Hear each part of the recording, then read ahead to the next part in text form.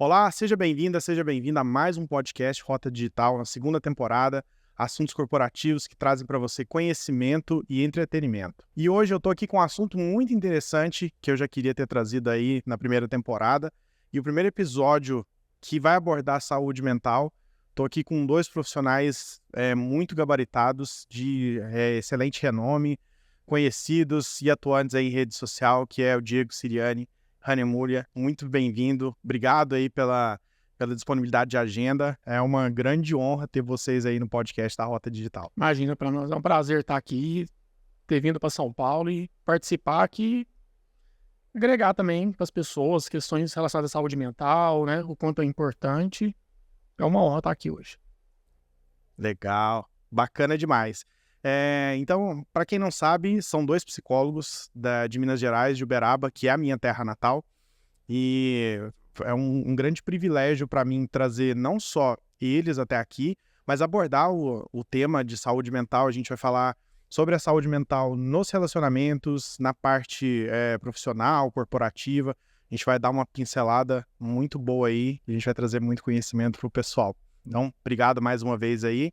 Então, queria que vocês se apresentassem. Fala um pouquinho de cada um de vocês aí, as linhas de atuação, como que funciona o dia a dia de vocês aí na clínica.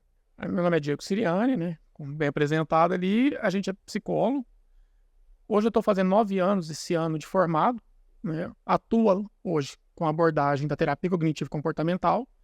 Não foi minha abordagem de início, mas foi uma abordagem que fiz uma transição durante a carreira, né? Para agregar justamente aquilo que fazia sentido para mim dentro da clínica, né?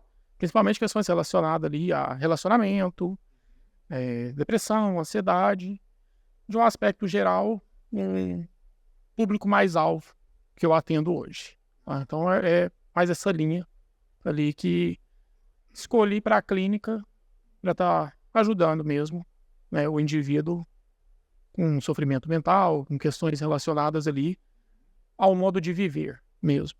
Joia, bacana.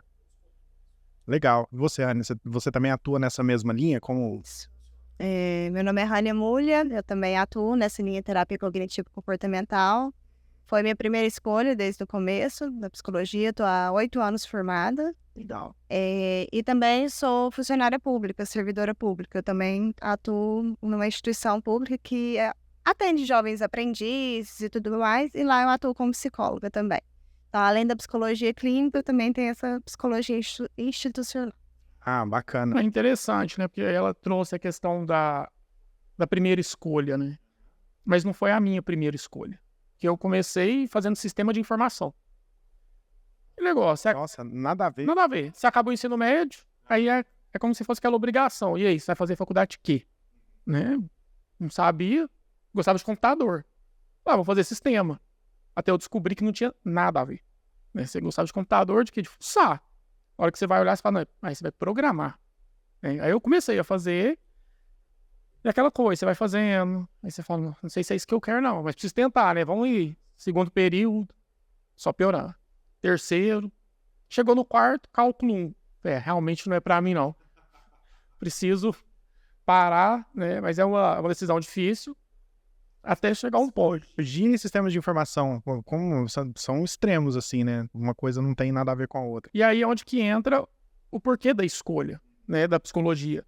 Porque quando eu parei, né, minha irmã fazia faculdade e tudo, então a gente, dentro do nosso núcleo ali, tinha um segmento para estudar. Acabou o ensino médio, fazer uma faculdade. E aí eu entrei porque, né, gostava de computador, teve que não era. Só que quando eu saí, aí bateu uma frustração. Porque eu fiquei até o início de um quarto período, então praticamente 2 anos ali, até eu falar, não é isso que eu quero. Só que a questão é, o que eu vou fazer? Né?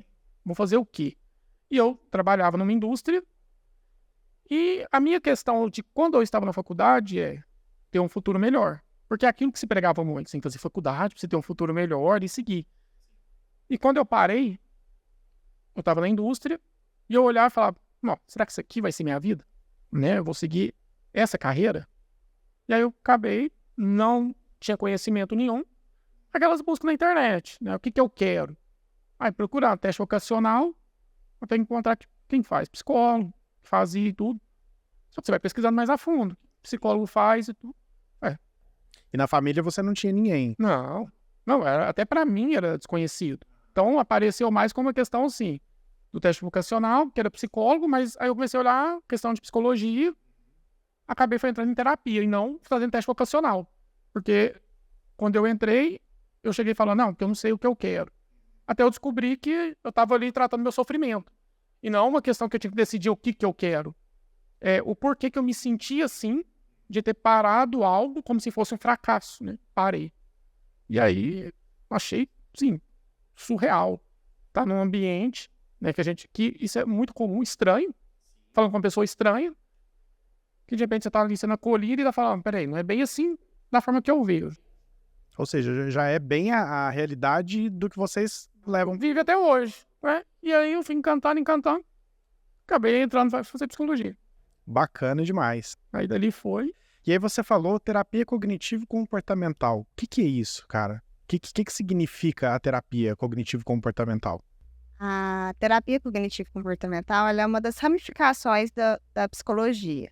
Quando a gente está na faculdade, né, a ciência, a psicologia como ciência, ela tem várias abordagens.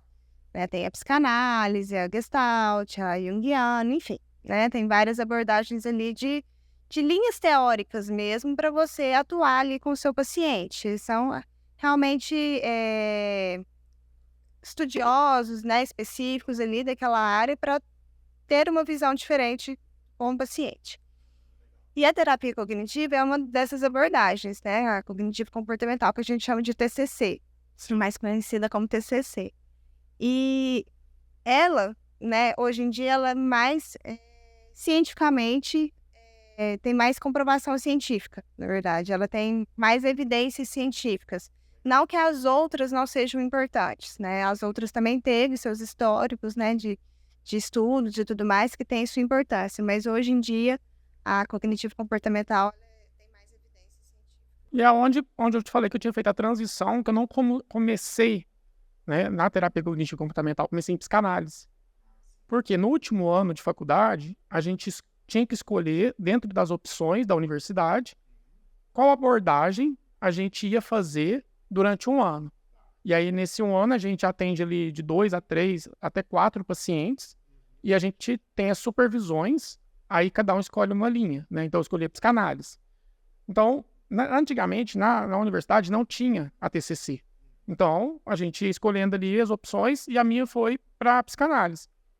Só que passando um tempo, e aí a gente vai estudando e tudo, eu comecei a fazer, tanto eu quanto a Rania, pós-graduação em neuropsicologia, que é da parte ali mais focada na TCC, né? Com o tempo eu fui aprofundando, e vi que a TCC tinha, por ela ter essas evidências, então ela começa a ter os estudos e tinha protocolos bem definidos para questões de ansiedade, de depressão, né, os transtornos de pânico, e começou a fazer mais sentido para mim. Então, eu fiquei por um bom tempo na psicanálise e depois fiz essa transição. Então, a gente pode olhar que é algo que é mais direcionado. Porque se você for buscar hoje ali algo dentro da TCC, eles têm como se fossem alguns manuais, né, para a gente estar seguindo. A TCC ela foca muito no presente, não é que ela desconsidera o passado. Ela vê a importância do passado justamente para construir mesmo a visão de mundo do ser humano, as crenças que a gente chama dentro da TCC. Mas ela atua mais no presente, nos comportamentos do presente, no que está acontecendo no seu hoje ali. E na modificação dos pensamentos, por exemplo, né? Porque tem um ciclo dentro da abordagem que fala que o pensamento, ele modifica desculpa. Tem o ciclo dentro da abordagem que fala, né? O pensamento, ele modifica o sentimento modifica o comportamento, né? Então, quando a gente modifica o pensamento, formas de pensar, racionaliza mais ele, seu sentimento ele também muda e, consequentemente, o seu comportamento também muda. É muito mais complexo do que isso, mas, assim, a atuação ela é mais voltada nesse sentido. E é uma atuação colaborativa também. Por exemplo, passa, às vezes, algumas tarefas de casa para alguns pacientes fazerem, porque a terapia ela não é só naquele espaço que ela vai 50 minutos por semana, né? Ela tem que continuar a terapia em casa, no dia a dia em casa. Então, ela tem a importância muito grande da participação do paciente. Isso é uma abordagem colaborativa, né? Então, você vai estar ali, mas você vai ter, não sempre, né? Mas algumas sessões você vai sugerir para o paciente que ele faça certas coisas ali, como escrever o que ele está pensando, anotar, né? Como formas de identificar realmente dele se conectar com aquilo. Tem outras coisas, mas vai levando para esse caminho para não ficar realmente só nesse aspecto, né? Então, isso é muito bom da TCC, dessa parte colaborativa. Tem muita gente que fala assim, não, vai ficar fazendo tarefa para casa, né? Aí dentro das sessões, óbvio, a gente explica a importância disso, né? Não é uma simples tarefa, né? É que faz parte do processo. Não, legal. Eu sou formado em publicidade, então eu tive algumas aulas de psicologia dentro enfim, lá da carga horária. Ixi, eu tive na nossa carga horária ali, não é carga horária que fala, como é que é? No currículo. Tá. Na grade. Na grade, obrigado, Ania! Eu tive na grade ali de publicidade a psicologia e é um assunto que eu sempre gostei muito, assim, de conhecer, de estudar. E aí, como vocês estão falando de paciente, eu lembro que quando eu comecei o meu processo de terapia, lá em 2014, eu lembro de alguns pares, alguns colegas, alguns amigos terem um certo preconceito com terapia, né? Vocês enfrentam isso hoje? Vocês têm alguma resistência de paciente? Ou vocês percebem talvez alguma mudança? Como é que é o perfil do paciente que busca vocês? É quem está precisando de ajuda ou é alguém que mandou aquela pessoa que está precisando de ajuda? E como é que vocês lidam com isso? A gente enfrenta isso bastante, né? E eu tenho até uma experiência minha mesmo, né? Quando a gente está na faculdade, os professores aconselham, né? A gente está iniciando a terapia, está passando por esse processo de autoconhecimento também, que é importante para a nossa formação. E assim, por mais que eu sabia da importância, procurar realmente um psicólogo, procurar ajuda ali, ainda era uma resistência para mim. Não, mas, né, igual o Diego falou, mas espera aí, uma pessoa totalmente desconhecida, será que eu realmente vou conseguir me abrir com ela e tudo mais, até realmente a gente se permitir isso? Será que ela vai ser ética o suficiente para ficar, né, só com aquele conhecimento meu ali, né, minha vida inteira na mão dela? Será que ela vai ter a ética suficiente para isso? Então, é natural às vezes esses receios, às vezes esses medos de procurar ajuda, né? Tanto que a gente mesmo, no começo, a gente passa por isso. Mas depois que a gente realmente vai, que a gente conhece, que a gente enfrenta esse medo, essa resistência, que a gente se identifica também com o psicólogo. E tem essa questão, né?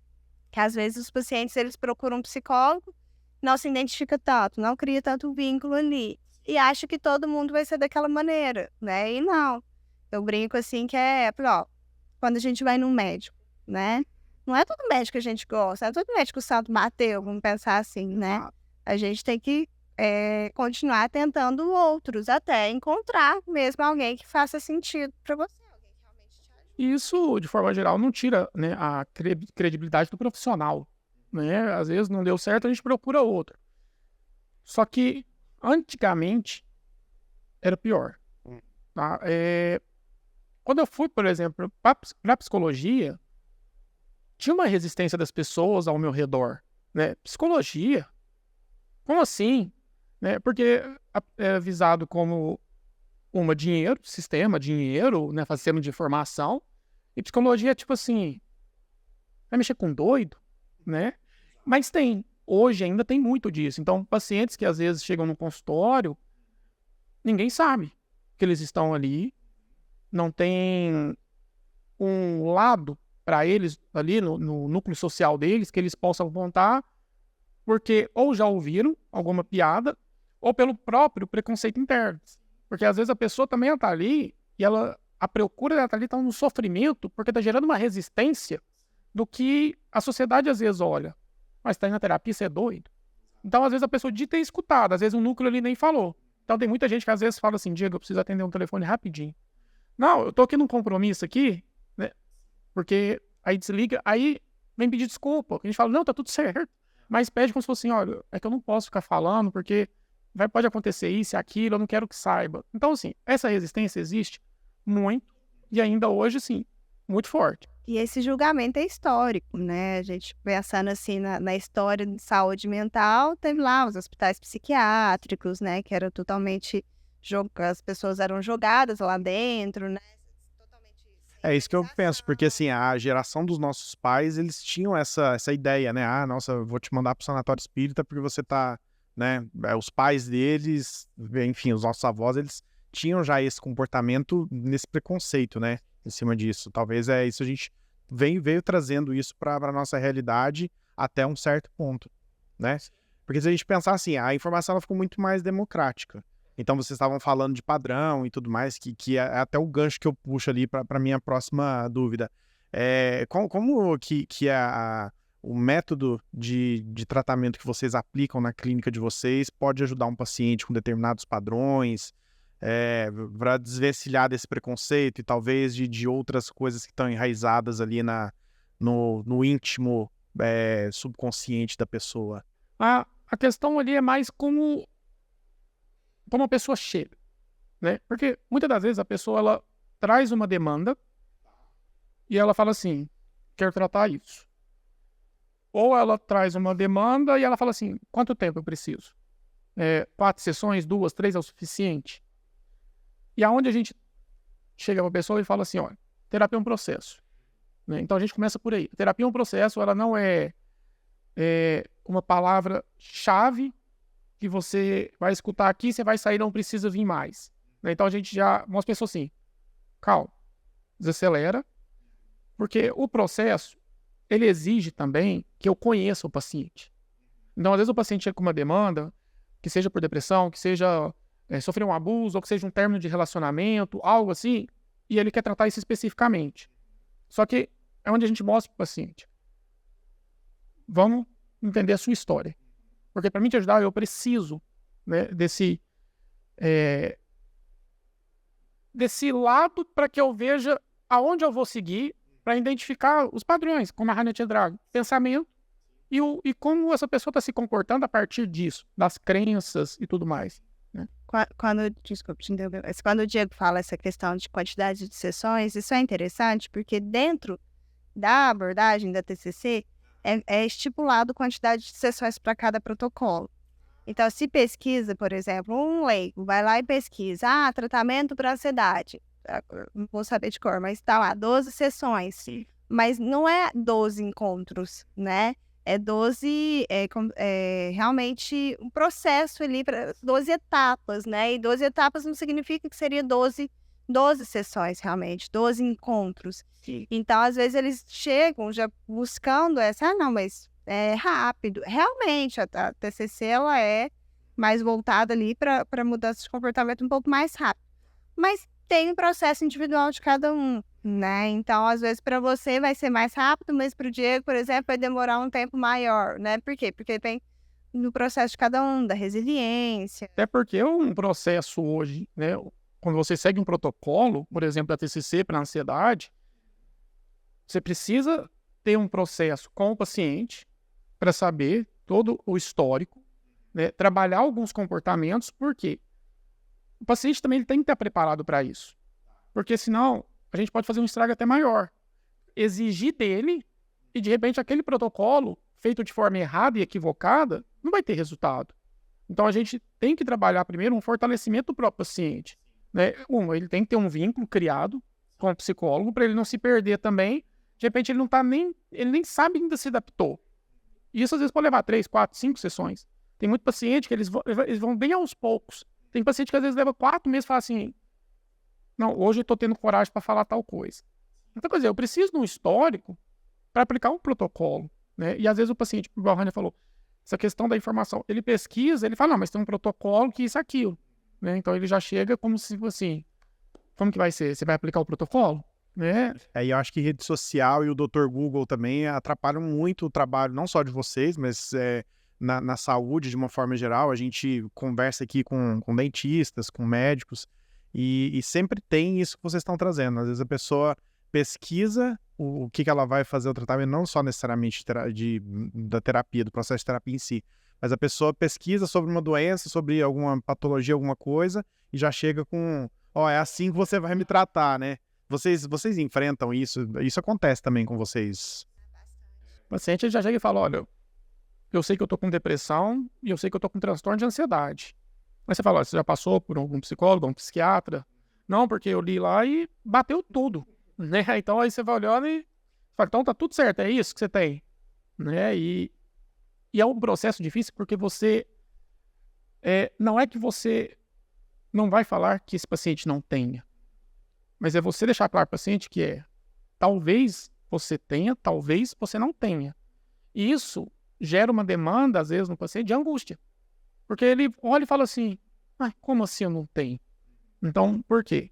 Muitas pessoas, elas precisam saber ter um nome para se sentir mais calma, como se fosse assim, agora eu sei o que eu tenho. É necessidade de rótulo, né? Parece que é uma necessidade de rotular a pessoa. Não, então se eu tenho, por exemplo, TDAH, eu me comporto assim porque eu tenho TDAH. E não, às vezes, né, é uma questão de particularidades da personalidade ali da pessoa mesmo, né? E elas vão querendo buscar esses diagnósticos e pra gente é muito complicado, porque os diagnósticos em si, os sintomas ali, as características, elas se entrelaçam. Então, não é fácil fechar um diagnóstico, né, em uma sessão, falar assim, não, você tem transtorno de ansiedade. Sim, algumas coisas, algumas características ficam um pouco mais evidentes, mas não é tão simples assim, né? Até mesmo porque tristeza são emoções naturais que nós temos.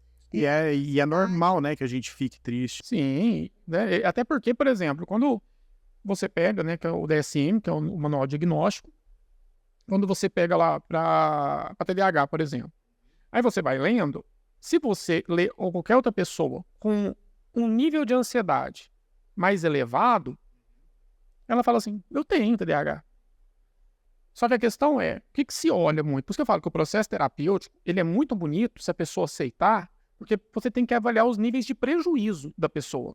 Porque às vezes ela fala assim, não, eu tenho, e ela lendo lá, eu tenho, já tive, não, então eu vou pôr aqui, isso que faz parte. Às vezes é uma coisa que ela teve lá atrás, né? Às vezes, eu tô com muita falta de atenção.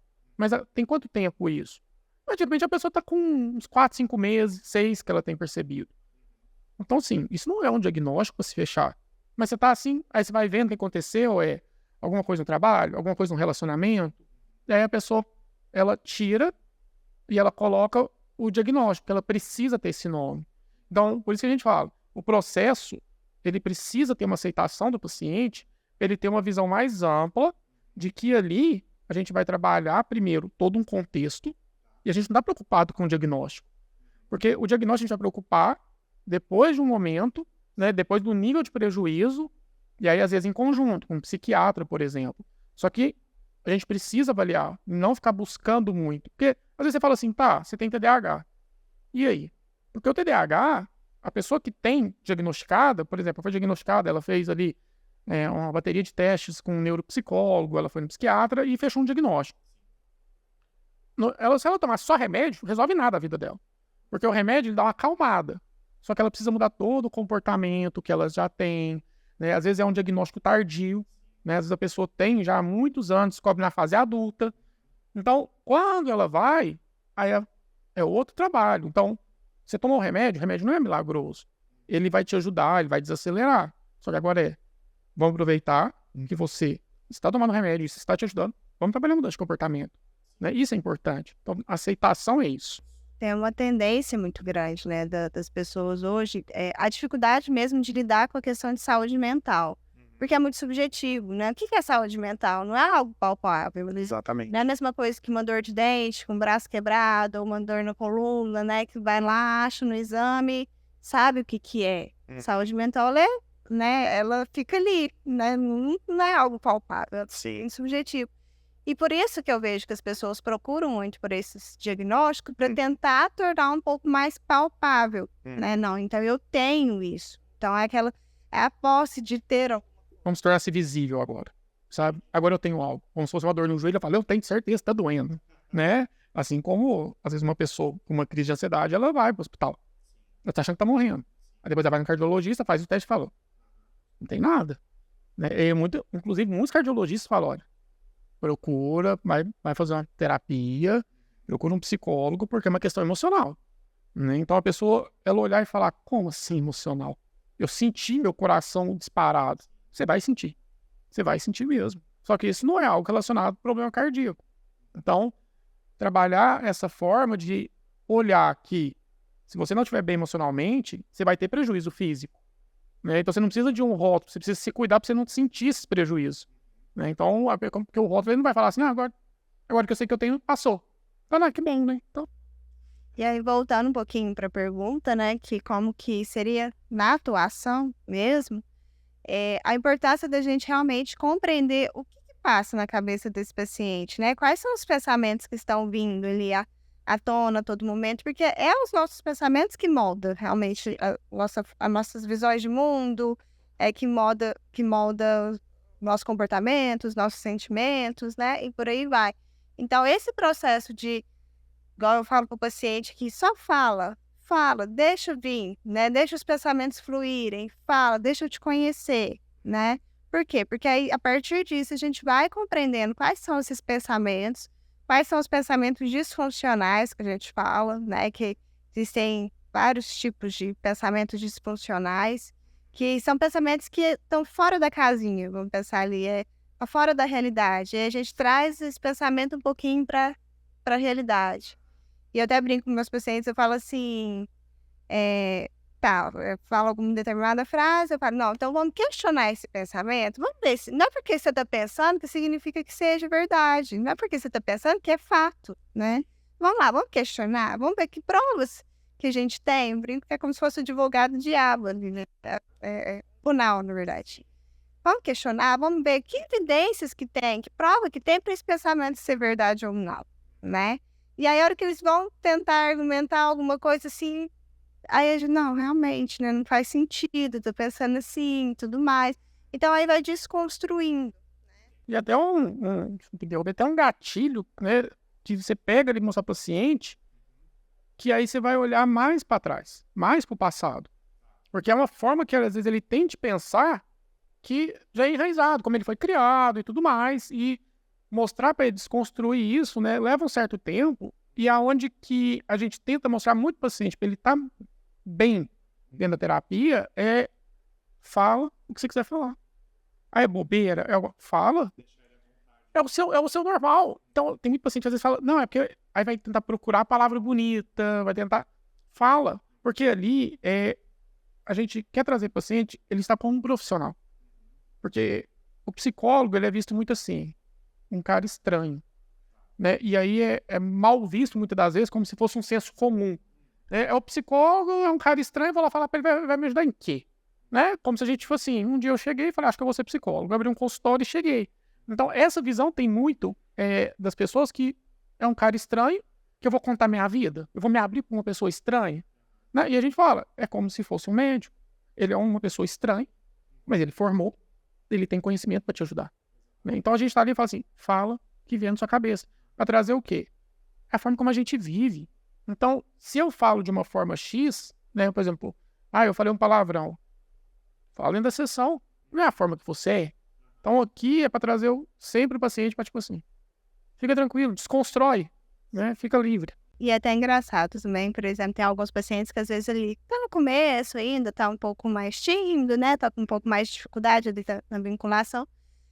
E começa às vezes a falar o que pensa mesmo, e depois, não, mas não é bem assim, tentando corrigir a própria fala, né? Tanto que até esse tempo atrás teve um paciente meu que eu falei, não precisa corrigir, né? Eu quero só que você me fale, independente, né? Precisa desse tipo. Faz um pedido de desculpa. Eu não tô aqui para te julgar, né? Só fala, fica livre dessas amarras. Aí onde que ele percebeu, eu faço muito isso. Né? E tudo que às vezes eu falo, eu tô ali tentando me justificar para parecer um pouco mais... Ele achava que o que ele falava era um pouco mais arrogante, né? E, não, aí eu fico me justificando, tentando. Falei, não, né? Então a gente vai organizar outras formas de você falar para que você não sinta essa arrogância, mas sem precisar ficar se justificando, porque esse é você. Então você precisa ter essa liberdade, né, de falar. Aí onde que parece que até ficou mais leve ali, né, pra ele parece que tirou um peso ali, tipo, nossa, não, realmente... É como se fosse, eu posso ser eu, então, só pode. Seja você, por favor, né? Não seja o que você acha que a sociedade quer de você. Eu brinco assim, quando o paciente novo, né, que eu vou explicar sobre o processo de terapia, né, eu brinco assim com eles. Ó, aqui é um espaço, 4 paredes, você é pra ser você. Se quiser rir, chorar, gritar, só não vale me bater, mas o resto tá permitido. Por quê? Seja livre, seja, né, tranquilo. Tem dia que às vezes o paciente chega lá e fala assim, não tem nada pra falar hoje. Como foi sua semana? Me conta. Quando vê, foi a sessão que mais falou, que mais trouxe mais questões importantes, né? Porque eles acham que eles têm que estar preparados para falar a terapia, como se fosse um checklist, ele não tem que falar disso. Isso é interessante, porque muitas vezes os pacientes eles falam assim: eu não sei o que eu vou falar hoje. E. Nossa, história. Mas a gente, não, eu também, da minha terapia, às vezes eu chego pra Rani e falo, vou falar o que hoje? Né? A Rani falou, vai. Né? Tipo assim, o psicólogo agora no papel de paciente, né? Vou falar o que hoje? Falou, vai. Né? E é o que a gente trabalha muito, que é normal, às vezes, falar assim, Rodrigo, como foi sua semana? Né? Saber se teve alguma coisa ali. Só que a sua vida não é o que acontece na sua semana. Sua vida, ela é de forma completa. Né? Então, às vezes, a gente vai tratar uma questão ali, que foi um relacionamento. Tudo bem, às vezes tá ali, tá fluindo, não tá tendo tantos aspectos. Mas lá atrás, a gente iniciou, mas para uma questão de pai, de mãe. Pô, peraí, vamos falar. Porque é uma dor que foi pontuada, mas já foi mudando ao decorrer. E aí parece que como se fosse assim, vamos falar o quê? Aí onde você vai mostrando pro paciente, ó, vamos falar disso? Aí é onde que você vai vendo que tem coisa pra falar. Né? Então a gente não é só semana. Porque senão a gente fica assim, será que eu tenho que arrumar alguma coisa na semana pra falar pro psicólogo? Eu vou arrumar uma briga, vou, né, dar uma discussão. Ou você fala assim, não, semana foi só uma discussão no relacionamento. Você fala, não, tem mais. Que é importante, né? A gente tá focando nisso e tudo mais, porque isso é saúde mental, né? A pessoa, ela tem que compreender o que ela sente, o que ela pensa, né? Como que funciona dentro dela, né? Como que tá ali o funcionamento dentro dela. Por isso que a terapia é muito importante para esse autoconhecimento. Então, quando a gente está falando, né, a questão dos diagnósticos, dos transtornos e tudo mais, nessa busca da pessoa se rotular, é porque ela tem a dificuldade de compreender que as emoções dela são naturais, né, que muitos dos sintomas dela é reflexo de comportamentos, não necessariamente de um transtorno, né? Então, voltar esse olhar para a saúde mental, né, que hoje em dia tem se falado bastante, mas também ainda não é numa proporção o ideal, né? É igual a sua propaganda de TV. A psicologia em si, né, até a psiquiatria de forma geral, como saúde mental, aparece nos programas coisas específicas, tipo assim, Janeiro Branco, Setembro Amarelo. Mas não se fala com frequência. Eles pegam um aspecto específico. Então hoje é muito pouco mostrado. Né? E é onde a gente cai muito perigo na rede social. Os recortes, que a pessoa está se diagnosticando ali com um recorte, ou ela está pegando uma coisa que alguém está falando e ela fala, é bobeira, saúde mental, o que é isso, tal, eu tenho que ser forte, né? Porque aí tem muitos recortes disso. E aí você fala pouco de saúde mental, sabe? Então a gente não tem algo frequente que está ali, né, permeando. A gente tem muita informação, isso é bom, mas nem todas tem uma função de ajudar. Pelo contrário, às vezes destrói, né? Porque a pessoa ela pode até se fechar, falar, então é isso aqui que é verdade, num recorte às vezes de 15 segundos. E ela se fecha, tá? Talvez se identifique erroneamente com um diagnóstico. Porque a gente tá em sofrimento. Aí vai ter o vídeo com uma frase que você não é capaz de mudar, isso aqui com uma música triste. Sua frequência é aquilo. Aí você olha e fala, é verdade, é isso mesmo, eu não consigo. Né? Não é isso mesmo, não vou mudar, não. Entendeu? Isso traz um mal para a pessoa. Por isso que a gente precisa filtrar muito. Mas a saúde mental, ela tem muita barreira. Sabe? Muita barreira de eu entender que se eu tiver com um problema no joelho, eu buscar um ortopedista. Se eu não estiver bem emocionalmente, eu buscar um psicólogo, um psiquiatra. Que é normal. Faz parte. Né? A gente vive em sociedade, a gente tem aspectos psicológicos toda hora, todo momento, né? Trabalho, sair de carro, eu cheguei em casa, filho, esposa, tudo, tem aspectos, né? E uma hora a gente pode cair em sofrimento, porque a gente olha muito pouco, pela questão do, mas eu não tô enxergando nada, é invisível, né? Às vezes essa questão, né, que o Diego estava trazendo sobre um vídeo triste, com uma frase triste, uma música triste, né? E aquilo ali, automaticamente, a pessoa ela já vai embutindo uma tristeza dentro dela, né? Às vezes algumas pessoas falam assim, Rani, então é só pensar positivo, então é só ver coisas positivas. Aí eu falo, né, não é só pensar positivo e ver coisas positivas. Isso é extremamente importante? É, mas não é só isso. Mas é trazer para um pensamento mais racional.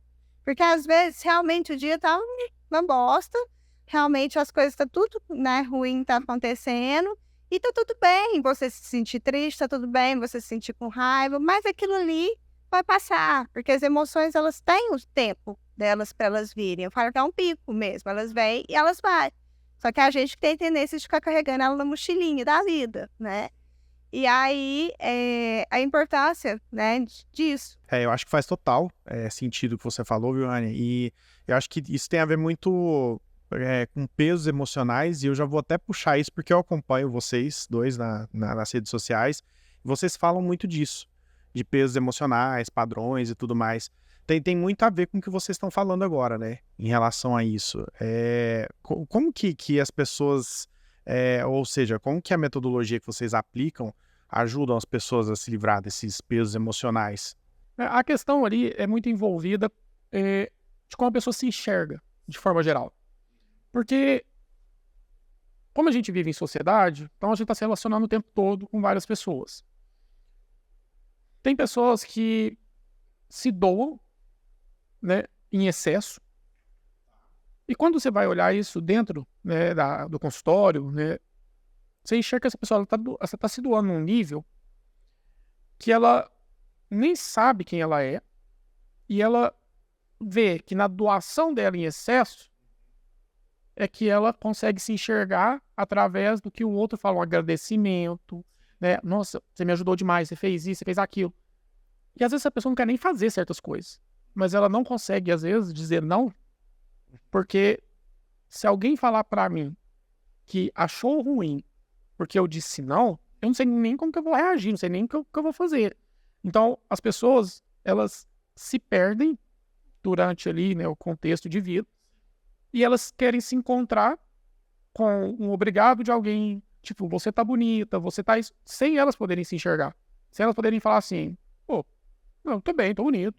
Né? Que se alguém às vezes falar o contrário, você tá tranquilo e tudo mais. Não, elas ficam refém dos outros. Então, se torna um peso emocional para a pessoa viver em sociedade para agradar, né? E não para se agradar.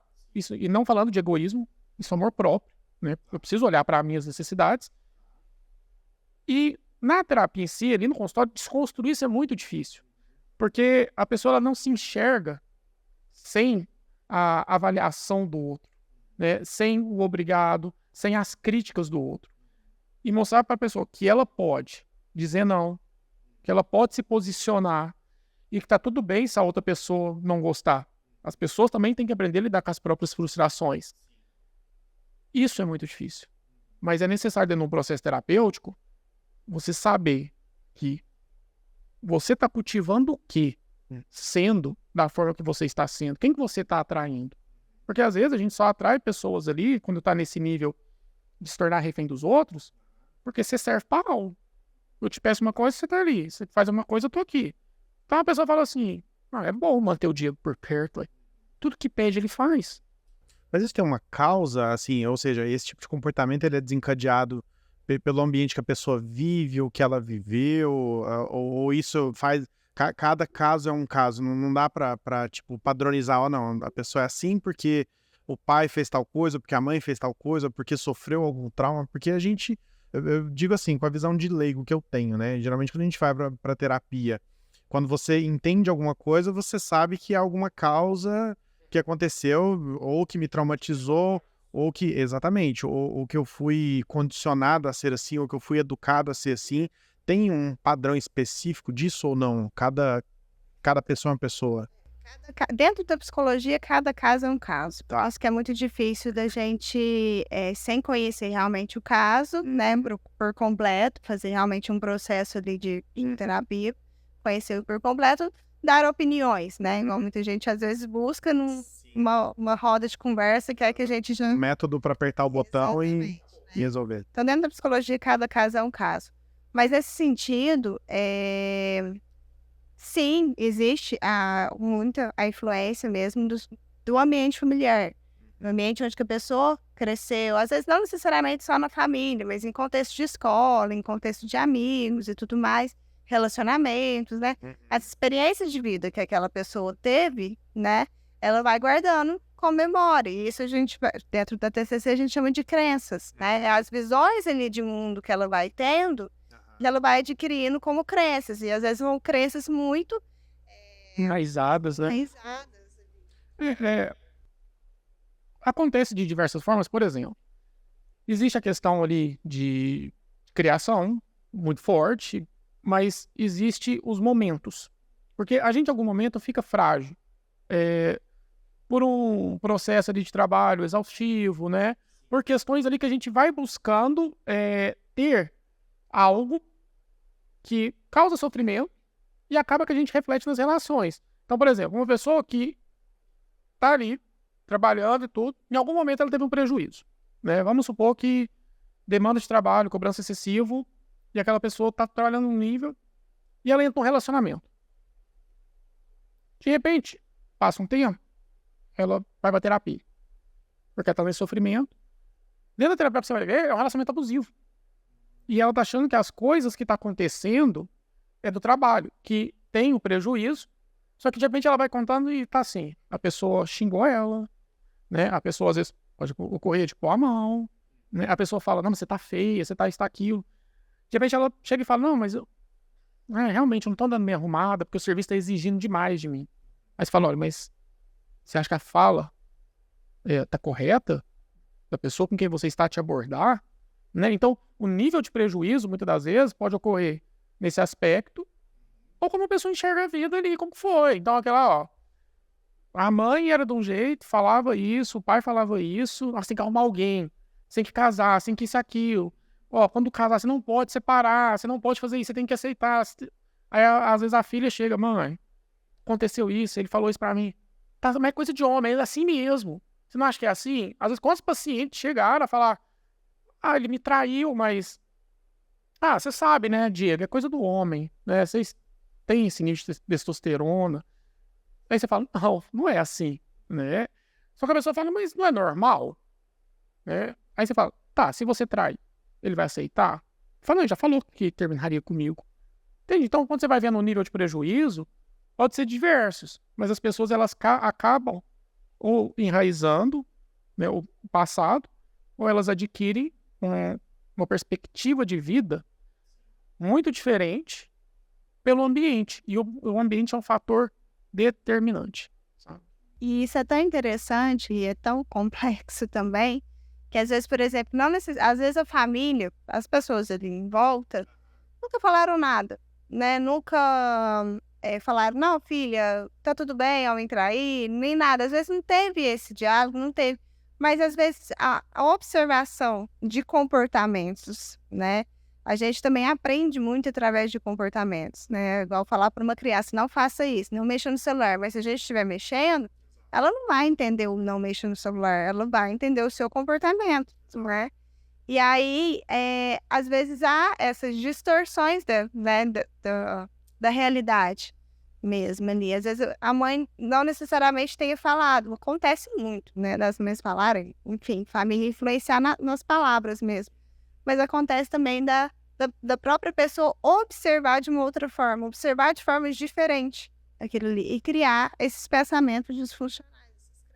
E é uma questão de ambiente que a influência, se você não começar a entender que às vezes o que a pessoa está falando é dela e não precisa ser seu, te leva num nível de prejuízo muito grande.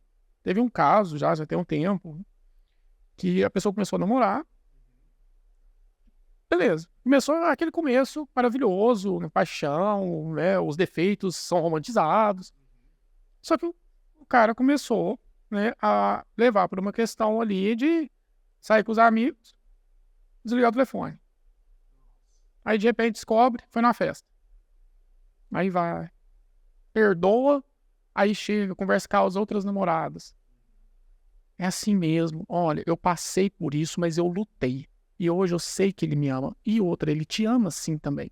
Pode ficar despreocupado. Isso aí é coisa deles. Sabe, eu passei muito por isso. Então, assim, seja guerreira. Desse jeito. Então, quer dizer, se eu largar, quer dizer que eu tô fraca. Eu tenho que aguentar. E aí você vai olhar os relacionamentos anteriores, nunca foram assim. E aí, de repente, porque você tá escutando de uma, duas, três pessoas ali, daquela roda, das mulheres falam, não, você tem que ser guerreira. A gente passou por isso. A pessoa começa a olhar e fala assim, gente, então, né, eu preciso aguentar, né, eu tenho que lutar. Aí de repente você olha e fala, mas lutar? Né, pelo quê? Lutar é uma questão de você aceitar, você, né, ser desmoralizada. Isso faz parte da nossa cultura porque assim, muito se fala em cultura patriarcado, essas coisas, e eu confesso pra vocês que eu não me aprofundo muito nisso, então não tenho uma opinião formada sobre isso. Mas o que você tá trazendo, eu vejo mulheres sofrendo em parte de relacionamento e também de empresa. Então, essa questão de ter a mulher com um papel diminuído, e aí tem essa, igual você tá falando, né, a questão isso é do homem de fazer. Então, acho que a gente tem uma cultura, não sei bem se machista é o termo, porque o machismo e tudo mais tá no hype do momento, mas fato é que isso que você está trazendo é uma realidade que a gente cresceu com isso, a gente viu os nossos avós, os nossos pais, e a gente, de uma forma ou de outra, a gente vive isso também que você está trazendo. A gente percebe que a mulher acaba tendo um papel meio inferiorizado na vontade própria, nas questões de ter uma identidade mesmo. Então, quando você está me trazendo isso, eu entendo assim que é meio unânime entre as pacientes, e eu não sei se isso acontece para você também, tá, Rania? Entre as pacientes femininas, elas trazem muito esse sentimento de estar sendo inferiorizada ou de estar tendo que aguentar pesos que não são delas, em nome de mas é porque as coisas funcionam, sempre foram assim, sempre vão ser assim. Assim, É meio que um padrão. dentro disso, a gente, por exemplo, se fosse pegar uma questão mais corporativa até. Dentro de uma questão corporativa, uma mulher em cargo de destaque, ela acaba tendo que se posicionar, isso gera um desgaste para ela bem maior do que um homem, porque a falta de respeito é muito grande. Então, assim, e aí sim, pela questão machista, não, essa mulher vai querer vir mandar em mim? Então, assim, tem currículo, tem experiência, mas é o quê? É essa mulher. Então, se fosse um homem, é mais tranquilo de respeitar. É como se fosse assim, meu semelhante. Né? A mulher, não. Então, a mulher, ela acaba tendo um sofrimento mais porque ela precisa estar em alerta para manter um posicionamento, até mesmo para não ser desrespeitado. Né? Então, tem que ter mais uma questão mais incisiva em algumas coisas, decisões. Infelizmente, sim. Porque se dá uma brecha, perde respeito, né? Perde, às vezes, até aquele trabalho que se construiu. E isso não só no corporativo, mas até em relacionamento. Né? Os limites que tem que estabelecer de espaço. Né? Olha, esse espaço é nosso, esse espaço é meu, esse aqui é seu. Porque senão vira uma questão que infelizmente tem muito em relacionamento, que é alguém ali, um dos dois manda. E às vezes é muito o homem. Entendeu?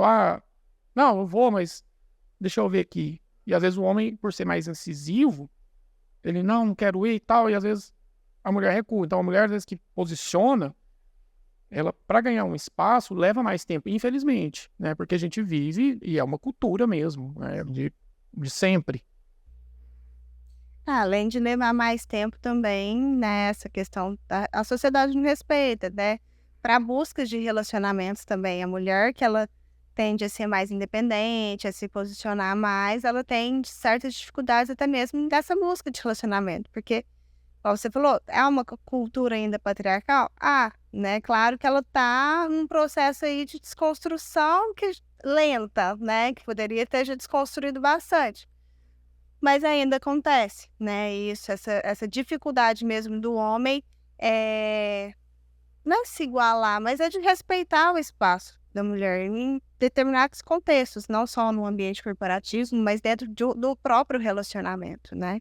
Que às vezes associa que até mesmo dentro do relacionamento, eles que têm que ser o chefão ali, a pessoa que, né, que tem que ter a última palavra, melhor, e não é bem assim, né?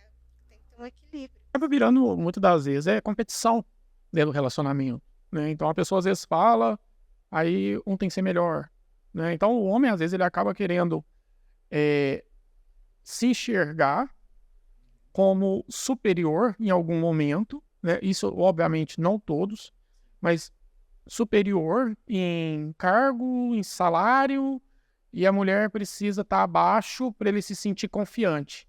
Porque se ela tiver, às vezes, cargos acima, sabe, ou uma posição financeira melhor, é como se fosse assim, então isso aqui não vai dar para mim. Porque aí eu vou desaparecer desse relacionamento.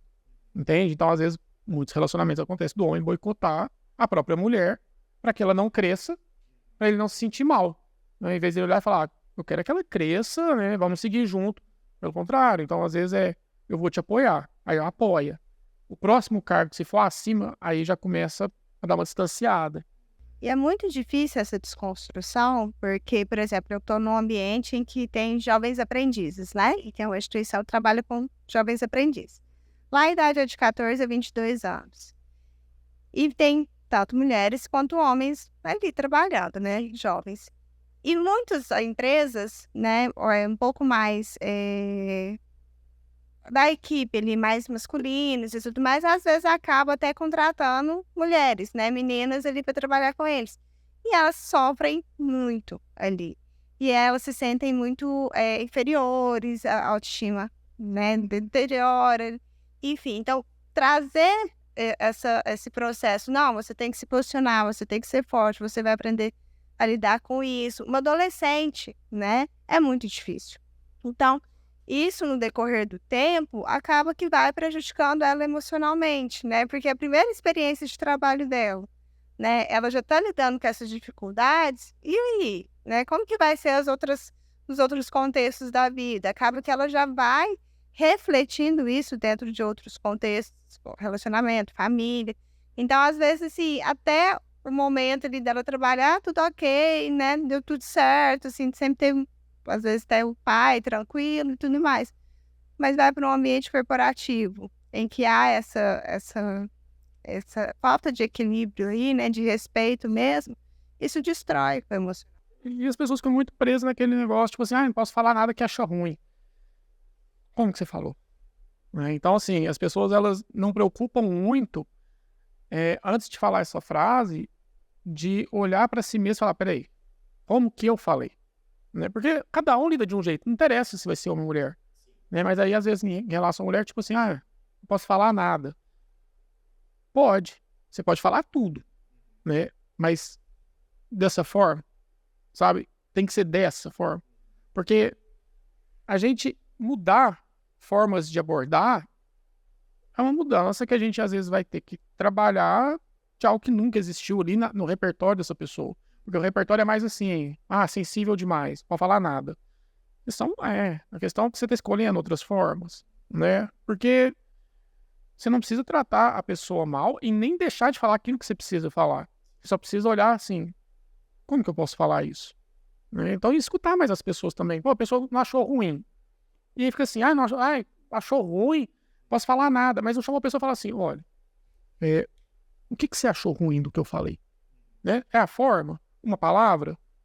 Porque não é uma questão só de, é muito sensível.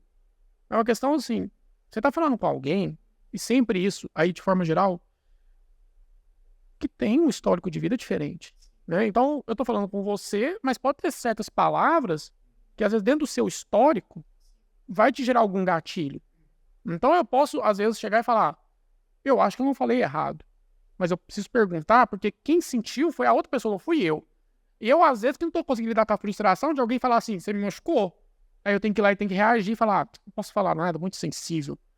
E eu acho que em relacionamento isso é mais desafiador, tanto para quem tá no relacionamento de entender isso que você tá falando, né? Ou seja, tipo, entender que o outro tem uma história de vida também, né? Acho que é desafiador para vocês trabalhar isso no consultório, porque vocês estão lidando com a parte que tá sofrendo aquilo, mas vamos falar, por exemplo, num casal, né? Aí chega alguém, uma das partes do casal chega lá com essa reclamação.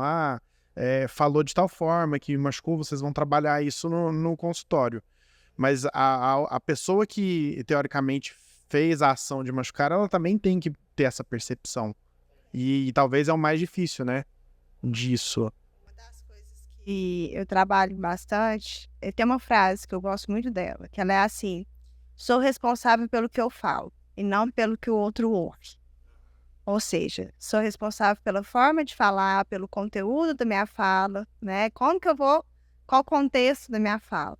Mas a forma que o outro vai ouvir já não é minha responsabilidade. Por quê? Porque existem os filtros, né? Às vezes você pode falar assim, por exemplo, falar para você: ô Rodrigo, nossa, sua camisa tá ok. Às vezes você pode pensar: nossa, ela não elogiou minha camisa, né? Tá ok? Como assim ok? Né? Então quer dizer que minha camisa tá feia, não tô me sentindo bem. Ou seja, a sua interpretação também da minha fala também conta bastante. Então, sempre quando traz essas questões, eu sempre olho pelos dois lados, né? Tem sim aquele que erra na forma de falar, né? E às vezes é algo realmente ofensivo e tudo mais, a gente não tô descredibilizando isso, mas às vezes também fala alguma coisa e outra pessoa já, por estar sensível demais, por estar inferiorizada demais, já coloca aquilo como algo muito intenso, né? Às vezes como uma vítima ali de uma situação. Então, mostrar esses dois lados, o equilíbrio ali, né, é muito importante.